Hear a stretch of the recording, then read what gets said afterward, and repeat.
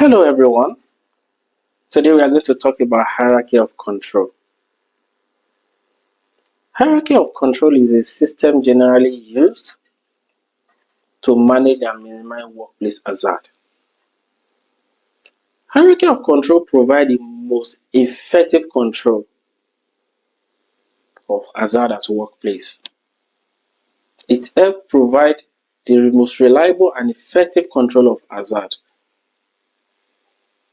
An hierarchy of control is just about 5 elements, always listed from the order of its effectiveness. Number 1 is elimination. Second one is substitution. The third one is engineering control. The fourth one is administrative control. And the last one is personal protective equipment, PPE. Starting from number 1, which is the most effective, elimination. This means eliminating the hazard totally. It can also be done by redesigning the workplace in such a way that the hazard is eliminated. Also, it can mean do not do the job. Don't do it at all. Cancel the task. With that, you have eliminated the hazard.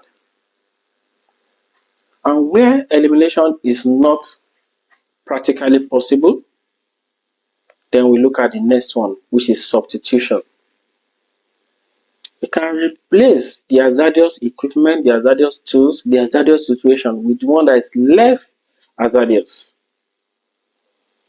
For example, you're going to carry out hot work close to a fuel storage area or in a live plant, for example, in a live oil and gas plant where you have hydrocarbons and gas. Instead of using grinding machine, which will generate sparks and heat when cutting, you can change the task to cold cutting using saw and other tools made for cold cutting. With this, you have replaced the hazardous task with less hazardous one. This is substitution. And where substitution is not possible, we move to the next one, which is engineering control. Engineering control is a way of designing the task or the workplace, engineering way of redesigning it to remove the hazard. This helps us eliminate the hazard totally. For example, introducing ventilating system,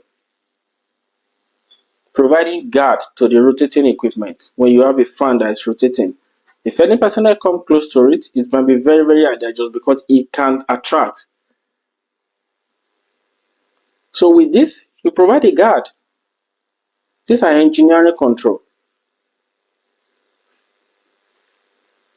Where engineering control is not possible, where it's not possible at all, then we look at the next one, which is administrative control. Administrative control helps us control the hazard administratively. With stuff such as training, personnel training, train the personnel about the hazard, how to control the hazard, how to manage the hazard, create awareness. Permit to work system. Personnel getting permits before they can work in that area. And the permit will not be approved until all safety measures, total safety measures have been put in place. Another form of administrative control is procedure, writing a procedure for the task. Policies. These are administrative control.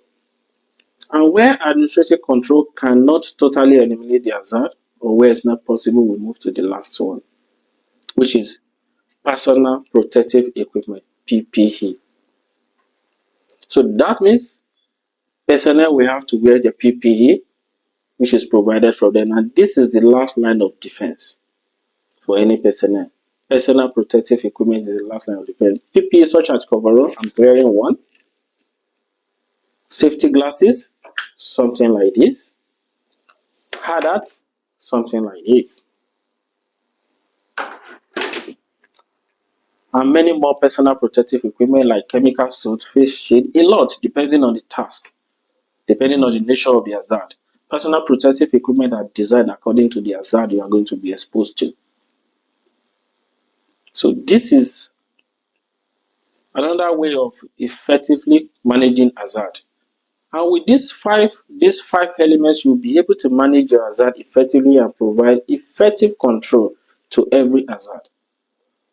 So for a successful operation or for a successful hazard control system, we need to have in mind the hierarchy of control and fix the appropriate one or use the appropriate one to manage our hazard and reduce it to next to zero.